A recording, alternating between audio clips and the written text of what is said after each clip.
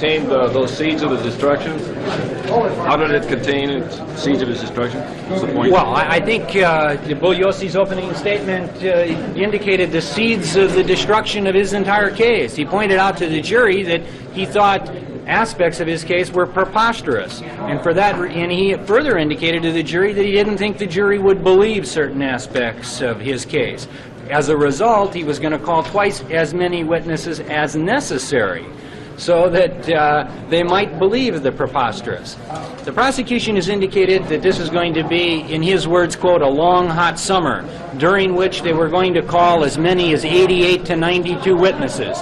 Yet, Bugliosi did not use this opportunity to instruct the jury as to what these witnesses were going to testify to, their order of in which they were going to testify, or anything like that. What he used this opening statement for was a megalomaniacal tirade on Charles Manson, and I suggest to you, gentlemen, that it was in order to cover up for some deficiency he has in his evidence in regard to Mr. Manson. Is your discussing this in violation of the judge's gag rule about discussing the trial? Well, I am not discussing anything that didn't occur in open court. Furthermore, we're discussing the import of his opening statement. He got up and he made certain conclusionary statements in regard to what he would prove. I think I'm entitled to equal time, aren't I, gentlemen? I mean, I can draw my own conclusions, can I not? Mr. Gerald, isn't the motive in this case important to the prosecution? Wouldn't it be under any conditions? Well, motive is never necessary in a criminal case. A motive is only necessary insofar as it sheds light on any material aspect of the case. This case, because of the bizarre nature of the case, the prosecution must necessarily look for a common thread between and among all the homicides.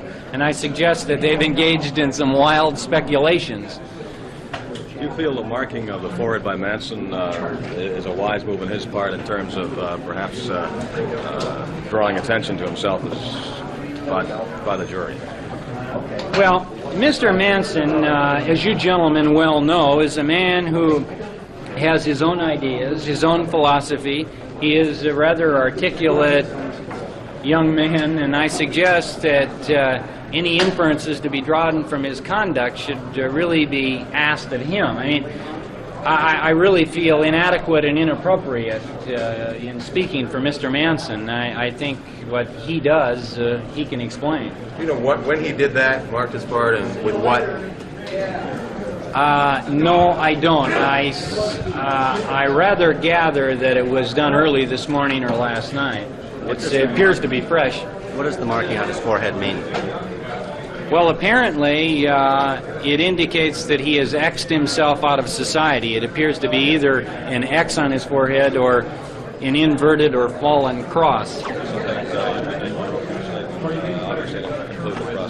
Oh, we won't be making our opening statement probably until... Charles Manson calls this trial a miscarriage of justice. Others call it a circus. But one thing it will be one of the most bizarre and bloody tales in a courtroom in the history of crime. On Monday, the prosecution's star witness, Linda Kasabian, will take the stand. This is Larry Badger, ABC News, Los Angeles. You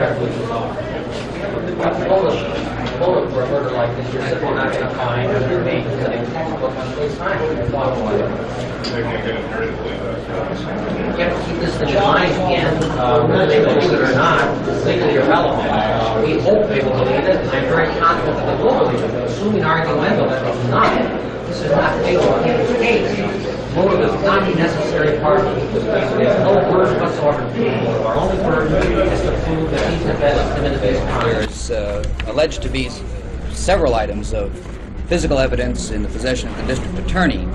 Under our discovery motion, we will inspect all of those items of physical evidence, and we reserve the right to have independent experts analyze the evidence chemically or otherwise to determine what the characteristics of that evidence is.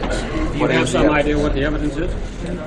Well, of course, we're under an order not to comment on the evidence that exist, so I really can't pinpoint for you just exactly what those items are, but I think that there's a general understanding. Let me ask you gentlemen a question. Inasmuch as Mr. Manson is allowed telephone privileges from the jail and has already given 2 interviews to newspaper people, one by phone and one in person, what effect really does the judge's gag order have in this whole business? Well, it's my position that the gag order really has had no effect in these proceedings. I think that one can state fairly certainly that the tempo of the publicity, if anything, has increased since the entry of the order of publicity. Well, would you favor taking that gag?